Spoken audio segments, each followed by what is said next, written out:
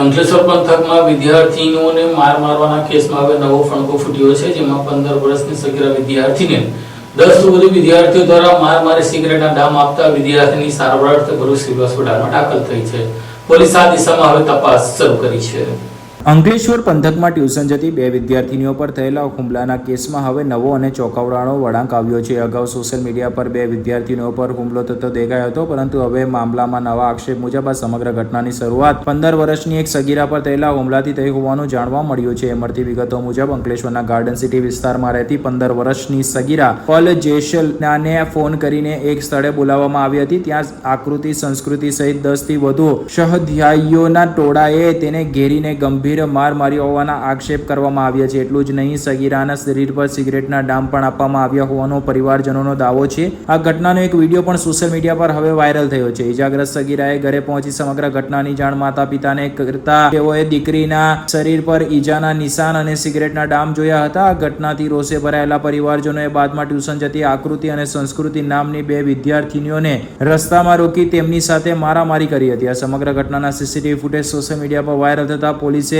ગુનો નોંધી દંપતી આરોપીઓની ધરપકડ કરી હતી. હવે ઘટનામાં નવો વળાંક ત્યારે આવ્યો છે જ્યારે પ્રથમ હુમલાનો ભોગ બનેલી પલ જેશલનાને પણ સારવાર માટે ભરૂચ સિવિલ હોસ્પિટલમાં દાખલ કરાઈ છે. હોસ્પિટલમાં સારવાર દરમિયાન તેણીએ મીડિયા સમક્ષ આક્ષેપો કરતા જણાવ્યું હતું કે તેને અગાઉ આયોજનબદ્ધ રીતે બોલાવી 10 થી વધુ યુવક યુવતીઓએ ગંભીર રીતે માર માર્યો હતો તેમજ સિગરેટના ડામ આપ્યા હતા. આ મામલે પલના મામાએ અંકલેશ્વર રૂરલ પોલીસ મથકે લેખિત અરજી આપી પ્રથમ હુમલામાં સંડોવાયેલા 10 થી વધુ લોકો સામે ગુનો દાખલ કરી કડક કાર્યવાહી કરવાની માંગ કરી છે. હાલ પોલીસે બંને ઘટનાઓને એકબીજા સાથે સાંકળીને સમગ્ર પ્રકરણની તપાસ શરૂ કરી છે. જોકે સૂત્રો પાસેથી મળતી બિનસત્તાવાર માહિતી મુજબ આ સમગ્ર પ્રકરણમાં કેટલાક શખ્સો પરપ્રાંતીય રાજકારણીઓનો ઉપયોગ કરી રહ્યા છે અને તેઓના ફોન કોલ્સના કારણે તપાસમાં પણ અનેક વળાંકો આવી રહ્યા હોવાનું બિનસત્તાવાર રીતે જાણવા મળી રહ્યું છે. જોકે હાલ તો પોલીસ આ મામલે તપાસ કરી રહી છે. આ કેસમાં એક પછી એક નવા ખુલાસા સામે આવતા સમગ્ર પંથકમાં ભારે ચર્ચા જાગી છે. બંને પક્ષો દ્વારા એકબીજા સામે ગંભીર આક્ષેપો કરવામાં આવી રહ્યા હોવાથી પોલીસ માટે પણ ઘટનાની તથ્ય અને સઘન તપાસ કડકરૂપ બની છે.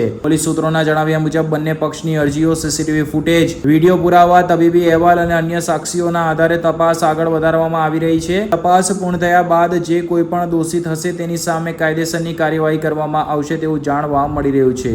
જો કે અંકલેશ્વરની ગાર્ડન સિટી ટાઉનશીપ રોડ ઉપર ગત તારીખ 15 જુલાઈના રોજ ગાર્ડન સિટીથી FDDI કોલેજ તરફ જતા માર્ગ ઉપર સંસ્કૃતિ અને તેની બેન આકૃતિ એક્ટિવા પર ટ્યુશન ક્લાસ જવા નીકળ્યા હતા. તે દરમિયાન તેમને એક કારમાં આવેલા દેવાભાઈ, તેમની પત્ની, માતા અને પુત્રી પલે તેમને રોકીને અગાઉ થયેલા ઝઘડાની બાબતે બોલાચાલી શરૂ કરી હતી. આક્ષેપો છે કે ચારે બંને યુવતીને ગાળો આપી વાળ પકડી ક્રિકેટના બેટ વડે માર માર્યો હતો. આ ઘટનાના સીસીટીવી ફૂટેજ જોતા કઈ નક્કર કારણોસર આટલી નિર્દયતાથી હુમલો કરાયો હશે તેવી શંકા સેવાતી હતી, જે આજે ઉજાગર થઈ હતી. પલ જેશલના ઉપર અગાઉ કોઈ કારણસર સંસ્કૃતિ સિંઘ અને આકૃતિ સિંઘ અને તેમની સાથે અભ્યાસ કરતા 7 વિદ્યાર્થીઓ અને એક વિદ્યાર્થીની ટોળકીએ સાગમટે માર માર્યો હતો અને સિગરેટના દામ આપ્યાના ગંભીર આક્ષેપો થયા છે, જેની તીવ્ર પ્રતિક્રિયાના ભાગરૂપે બંને બહેનો ઉપર હિંસક હુમલો થયો હોવાનું હાલ જાણવા મળી રહ્યું છે, જે અંગે અંકલેશ્વર પોલીસ મથકે ફરિયાદ થવા પામી છે. જોકે પોલીસે આ મામલામાં અગાઉ જે પ્રકારે ઝડપથી એક દંપતીની અટકાયત કરી હતી, ત્યારે હવે આ મામલામાં પણ પોલીસ તે જ પ્રકારે કાર્યવાહી કરીને આ સમગ્ર ઘટનાને પણ મીડિયા સમક્ષ રજૂ કરે તે એટલું જ જરૂરી છે.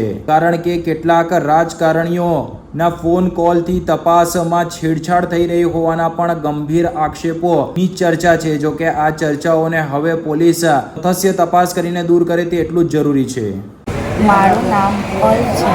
સંસ્કૃતિએ મને फ़ोन કરીને बोलाई गार्डन सिटी में कि हम लोग वहाँ बैठते और हम लोग शांति से सॉल्व करते.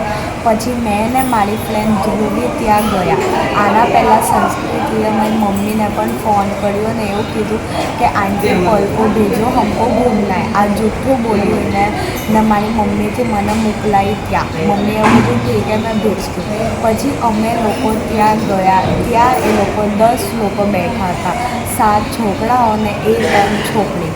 સંસ્કૃતિ, આકૃતિ ને જીની ને 7 છોકરાઓ રુદ્રાક્ષ, સમર, રાજવીર, વિહાન ઈશાન એ બેનો ભાઈ છે ને સંદીપ, આ લોકો ત્યાં હતા ને મેં ત્યાં ગઈ પછી એ બધાએ મને મારવાનું એક એક કરીને ચાલુ કર્યું.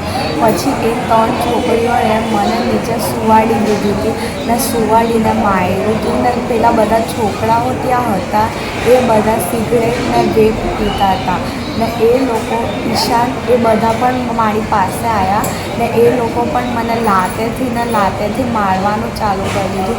એક હાથ મારો કોઈ છોકરાએ પકડ્યો હતો, એક હાથ જીનીએ પકડ્યો હતો ને મારી ટી શર્ટ ઉપર કરીને એ લોકો મને મારતા હતા.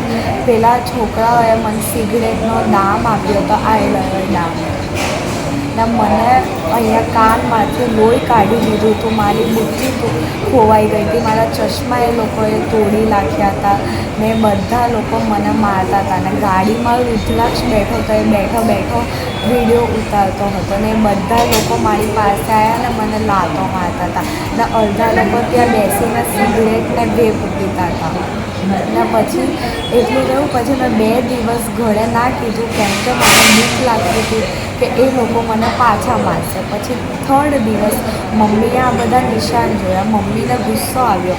પછી મમ્મીએ પપ્પાને કીધું. પછી અમે લોકો એમના ઘરે જ જતા હતા બટ અમને લોકોને એ લોકો વચ્ચે રસ્તે મળી ગયા.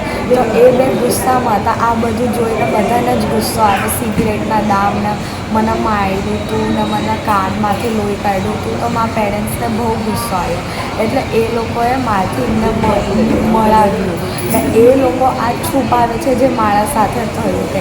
એ લોકો આને દબાવી દે છે, એ લોકો એમનું જ બતાવે છે કે અમે લોકો એને મારી. બટ રિયાલિટી તો પહેલાં આ છે કે એ લોકોએ મને મારી હતી ને છોકરાઓએ પણ મને મારી હતી. આ બધા લોકોએ પ્લેન કરીને મને મારી હતી ને ધોકો આપીને મને બોલવાડ્યું હતું.